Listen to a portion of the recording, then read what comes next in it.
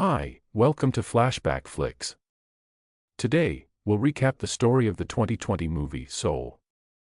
Our story begins in a bustling New York City high school. We find Joe Gardner, a passionate musician, dreams of playing concerts but has never succeeded in supporting himself through music. To make ends meet, he works as a part-time music teacher at a city school. Frustrated by his disinterested teenage students, Joe feels stuck in his life, where he's greeted with unexpected news.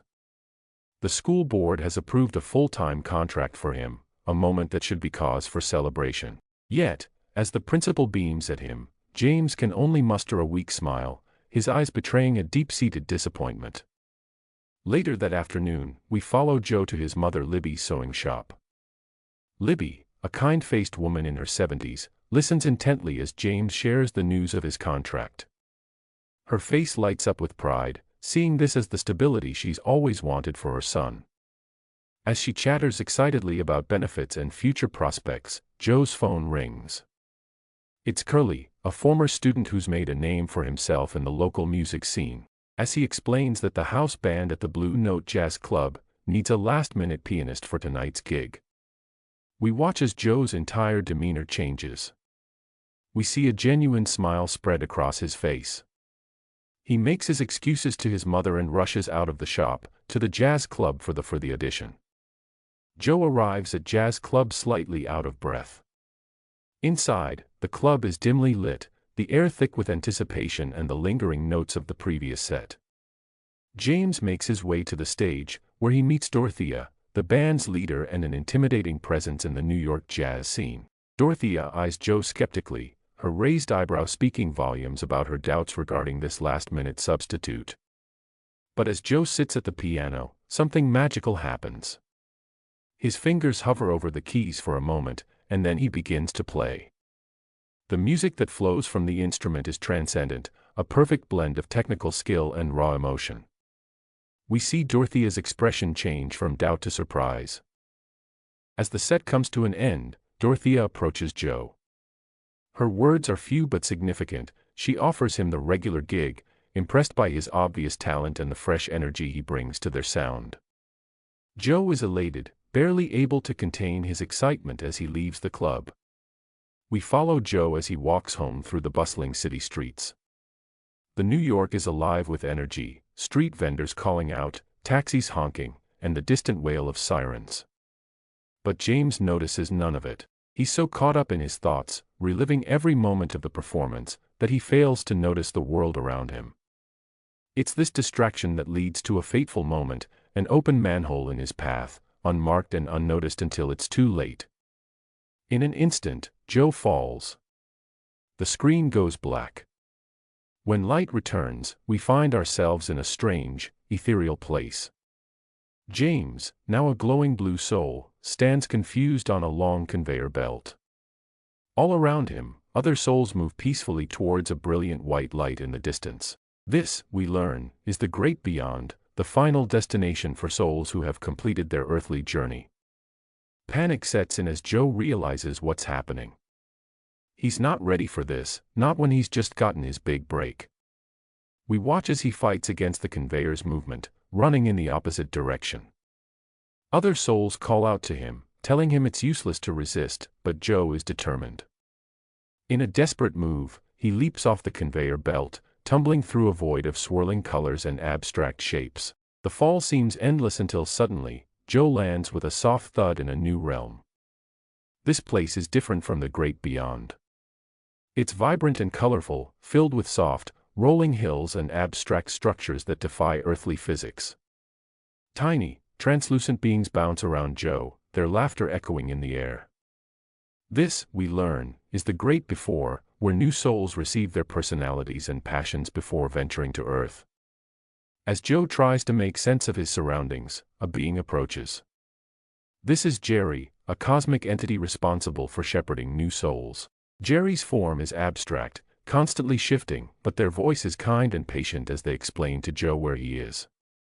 And mistaken him as mentor, when Jerry was taking him to mentor assignment room, he asked how souls get to Earth after getting personality. Then Jerry explained that they use Earth portal to get there, then Joe runs from there towards Earth portal, but he fails to go there again and again. Little while Jerry comes and leads Joe to the mentor assignment room. It's here that Joe meets 22, a cynical, age-old soul who has resisted going to Earth despite having had many famous mentors throughout history. Desperate to return to his life, Joe strikes a deal with 22. He'll help her find her spark in exchange for her Earth pass. What follows is a journey through the great before as Joe and 22 explore various aspects of earthly life. They visit the Hall of Everything, a vast space where souls can experience simulations of earthly activities. We watch as 22 remains unimpressed by each experience, from the thrill of space traveling to the satisfaction of solving complex equations. As their journey continues, we see Joe growing increasingly frustrated. His attempts to ignite a spark in 22 seem futile, and he's acutely aware that time is running out. In a moment of desperation, he takes 22 to the Hall of You, a place where souls can review their past lives. As they watch highlights from Joe's life, 22's sarcastic comments hit a nerve. Joe defensively insists that he was working towards his dream, but 22's pointed questions make him pause. Was it really his dream? Or just what he thought his dream should be? This moment of introspection leaves James in contemplative silence, forcing him to confront truths about himself he's long ignored. Their exploration takes an unexpected turn when they stumble upon the astral plane, a mystical realm bridging the gap between the physical and spiritual worlds. Here, they meet Moonwind, a former hippie-turned-spiritual sailor who helps lost souls find their way back to their bodies. Moonwind explains that to return to Earth, Joe must find his body and jump back in. However, he warns that the window of opportunity is small and that the longer a soul stays separated from its body, the harder it becomes to return. Armed with this knowledge, Joe and 22 make a daring attempt to return to Earth. But in the chaos of their journey, something goes wrong. Joe's soul attempts to re-enter his body but accidentally pulls 22 along with him.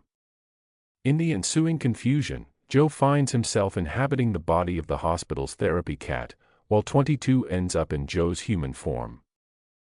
What follows is a fish-out-of-water adventure as 22, now in Joe's body, experiences the sensory overload of being human for the first time. We watch as they stumble through the city streets, the feel of wind on their skin, the vibrant colors of the world around them, and marveling at the taste of pizza. They manage to find Moonwind, now a street performer in New York City. He informs them that the portal between worlds will open again at 6:30 that evening, their last chance to set things right. Till then, Joe, eager to make it to his gig, guides 22 through daily tasks, including a visit to his apartment, an encounter with his skeptical mother, and a trip to the barber. At the barber shop, 22, in Joe's body, engages in a heartfelt conversation with Des, Joe's barber. Des shares his life story, revealing that while becoming a barber wasn't his initial dream, he finds joy and fulfillment in his work and the connections he makes with people. This interaction profoundly impacts 22, who begins to see the beauty in ordinary human experiences. Joe, trapped in the body of a cat, tries desperately to guide 22 and find a way to switch back. But as they navigate this bizarre situation, something unexpected happens. 22 begins to find joy in the simple experiences of life. Meanwhile, Terry, an obsessive soul counter in the great before, notices Joe's absence and embarks on a mission to bring him back. Meticulously tracks Joe's soul, adding a layer of tension to the story. As the evening of Joe's big performance with Dorothea approaches, Joe and 22 realize they need to switch back to their original bodies. They seek out Moonwind, who attempts another ritual. However, 22, now deeply attached to the idea of living, runs away. Joe chases after her. The soul counter, Terry, finally tracks them down and tries to capture them. In the chaos, Joe and 22 are sent back to the great before by Terry. After reaching the great before, Joe was frustrated and yelled on 22 that you took my chance to live and play with Dorothy William. While two were arguing, Counselor Jerry sees that 22 has got her spark and ready to go to Earth. When Terry was about to take Joe to the great after, Counselor Jerry asked to Joe that he should give a company to her. While reaching at Earth portal, she throws her Earth pass at Joe and flees. In the great before, Joe finds 22, now transformed into a lost soul, a dark, shapeless entity consumed by doubt and fear. It's in this moment that Joe has his epiphany. He realizes that in his desperate attempt to return to his life, he failed to see that 22 was discovering what it truly means to live. With newfound understanding, Joe helps 22 remember the joys they experienced on Earth, the taste of pizza, the sound of laughter, the feeling of keys beneath their fingers as music filled the air. As 22 recalls these moments, their soul begins to brighten, finally finding the spark they've been searching for all along.